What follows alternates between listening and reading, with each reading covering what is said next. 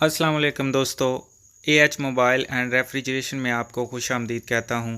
दोस्तों, आज की इस वीडियो में मैं आपको बताऊंगा कि Xiaomi Redmi 6 Pro जो मॉडल है, इसका लोगो पे ये स्टक जो मसला आ जाता है, ये किस तरह आता है और इसको किस तरह ठीक करना है।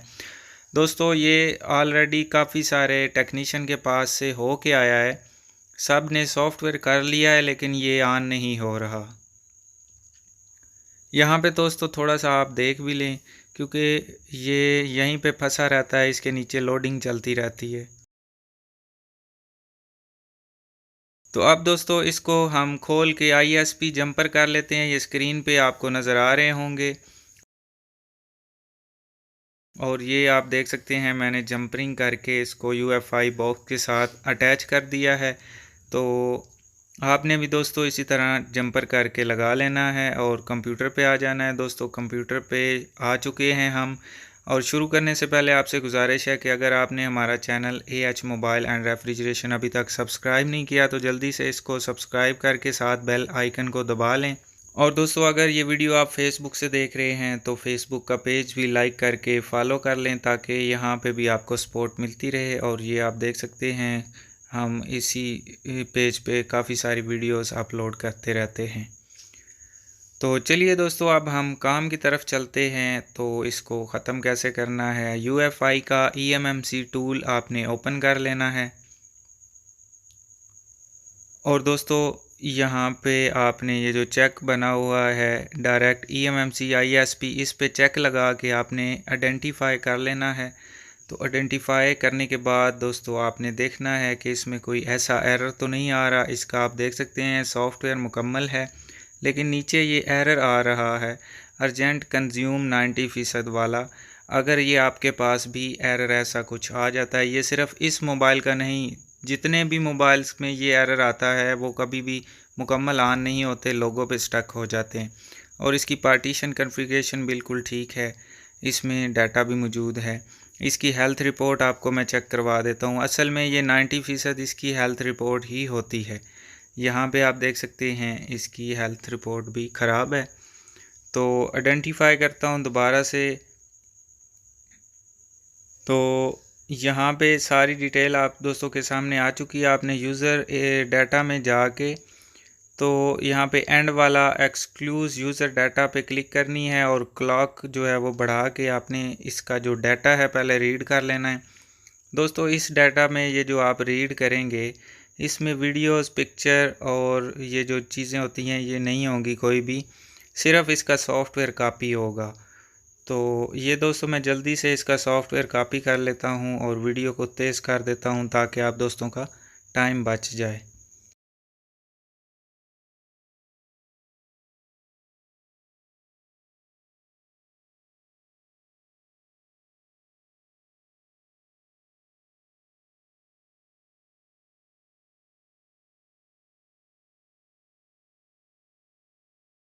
तो अभी दोस्तों आप देख सकते हैं सारा डाटा हमने इसका रीड कर लिया है। अब दोबारा से मैं आइडेंटिफाई करता हूँ और आप देखेंगे कि अभी तक इसमें से कोई चीज़ हमने डिलीट नहीं की।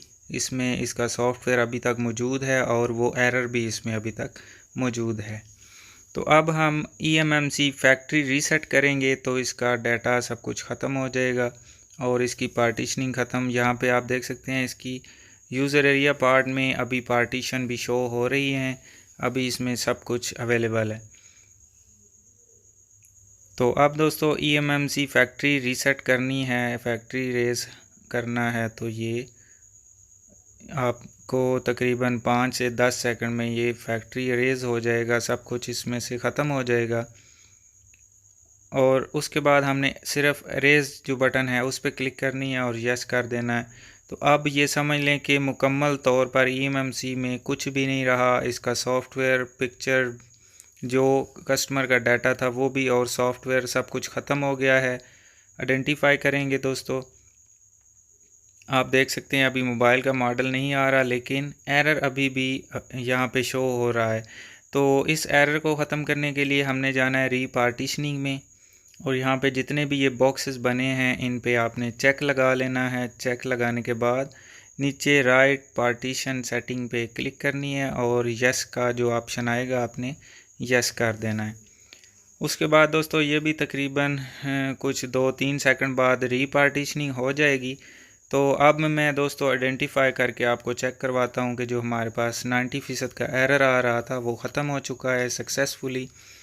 अब हमने जो इसमें चीज़ रीड की थी वो दोबारा राइट करनी है। तो ये इसकी हेल्थ रिपोर्ट भी नॉर्मल हो गई, आप देख सकते हैं। अब ये हमारे पास सॉफ्टवेयर है, इसको यहाँ पे क्लिक करता हूँ और ये नीचे वाले तीनों अनचेक मैंने इसलिए किए हैं क्योंकि हमने EXT CSD पहले राइट करनी है ताकि हमारी जो पार्टीशन कॉन्फ़िगरेशन है वो ठीक हो जाए। तो ये अभी आप देख सकते हैं क्वालकॉम पे सेट हो गई है 0x38। अब दोस्तों हमने इसमें इसका यूज़र डाटा और बूट 1 बूट 2 भी राइट करनी है। तो EXT CSD को अनचेक कर देता हूँ और राइट पे क्लिक कर देता हूँ। तो दोस्तों यहाँ पे क्लॉक आपने फुल बढ़ा लेनी है और अगर कोई एरर मसूल होता है तो क्लॉक को थोड़ा सा कम कर लेना है, फिर एरर अगर आता है तो और कम कर लें। तो अगर दोस्तों एरर नहीं आता तो क्लॉक आपने 48 पे ही रखनी है। इससे ये होगा कि आपका जो टाइम है वो थोड़ा लगेगा। अगर आप ऑटो पे रखेंगे या कम रखेंगे तो आपका टाइम ज़्यादा लगेगा, यानी कि इसमें जल्दी राइट नहीं होगी। तो अभी दोस्तों मैंने वीडियो को फिर से तेज़ कर दिया है ताकि आप दोस्तों का टाइम ज़ाया ना हो। तो आप दोस्तों आप देख सकते हैं इसका सारा सॉफ्टवेयर इस पे राइट हो गया है। दोबारा आइडेंटिफाई करता हूँ तो अभी आप देख सकते हैं यहाँ पे इसका फिर से मॉडल शो हो रहा है और जो एरर था वो हमारा ख़त्म हो गया है। तो एक दफ़ा इसको मैं फैक्ट्री रीसेट भी कर लेता हूँ। इसकी यहाँ पे आप देखेंगे कि ये पार्टीशन भी आ गई हैं। तो फैक्ट्री रीसेट कर लेता हूँ दोस्तों। इस वीडियो में मैंने फैक्ट्री रीसेट तो किया था, FRP भी किया था, लेकिन मुझे MI का अकाउंट यहाँ पे रीसेट करना याद नहीं रहा। तो दोस्तों आपने एंड वाला जो ऑप्शन है Xiaomi रीसेट MI अकाउंट जो होता है उस पर भी आपने क्लिक कर लेनी है ताकि अगर मोबाइल में अकाउंट लगा हुआ है तो वो भी इरेज हो जाए। तो अब दोस्तों ये आप देख सकते हैं यहाँ पे सब कुछ हमारा मुकम्मल हो चुका है। ये इसकी पार्टीशन कॉन्फ़िगरेशन ओके हो गई हैं और नीचे इसका मॉडल भी शो हो रहा है। तो अब दोस्तों मैं UEFI बॉक्स से इसका अडाप्टर निकाल लेता हूँ। तो ये दोस्तों मैंने अडाप्टर को निकाल लिया है। अब इसको ये मैंने नीचे इसलिए बॉल पॉइंट रखी थी कि आपस में टच ना हो ताकि शॉर्ट होने का ख़तरा ना हो। तो मोबाइल के अभी ISP जंपर जो लगाए हुए हैं वो भी ख़त्म करने हैं, तो मैं जल्दी से उनको भी ख़त्म कर लेता हूँ। तो अभी दोस्तों हमने ISP जंपर जो किए थे वो ख़त्म कर लिए हैं। मैंने बोर्ड से अलहदा कर लिया है अडाप्टर UEFI का। तो अब इसको मैं मोबाइल में जल्दी से फ़िक्स कर लेता हूँ।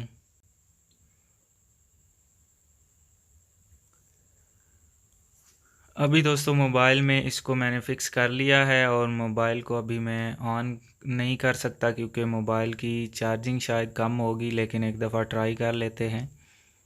तो ये ऑन नहीं हो रहा है दोस्तों, इसको मैं चार्जिंग चेक कर लेता हूँ, मे बी इसकी चार्जिंग ख़त्म हो।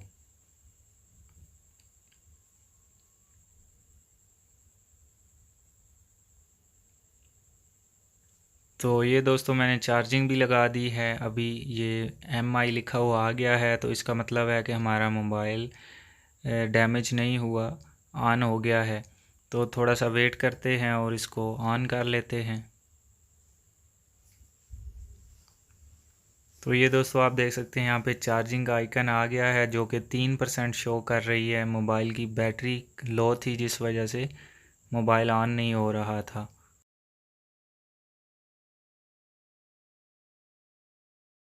अभी दोस्तों ये मैंने मोबाइल का पावर बटन प्रेस किया है और मोबाइल वाइब्रेट भी की है और ये ऑन हो गया है। तो अब दोस्तों पहले तो इसका लोगो पे ये हैंग हुआ हुआ था, आगे नहीं जा रहा था। तो अब इसका सॉफ्टवेयर मैंने किया है, यानी कि इसका जो जो एरर आ रहा था उसको भी ख़त्म किया है। तो लिहाजा आपको पता है जब सॉफ्टवेयर हो तो थोड़ा सा लोगों पे स्टक हो जाते हैं सारे फ़ोन। तो इसलिए दोस्तों यहाँ पे मैं वीडियो को तेज़ कर देता हूँ ताकि यहाँ पे जल्दी जल्दी बाईपास हो जाए।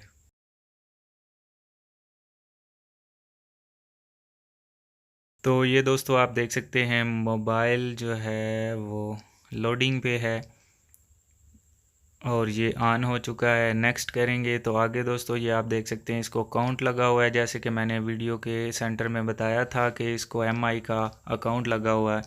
अगर दोस्तों आपने अकाउंट ख़त्म करना है तो आप इसी वीडियो की डिस्क्रिप्शन में एक दूसरी वीडियो है वो देख के अपने मोबाइल का अकाउंट भी रिमूव कर सकते हैं। तो दोस्तों ये वीडियो यहीं तक की थी। मैं उम्मीद करता हूँ आप दोस्तों को पसंद आई होगी। अगर पसंद आई हो तो लाइक ज़रूर कीजिए और शेयर कीजिए अपने दोस्तों में, ताकि वो भी इससे फ़ायदा उठा सकें।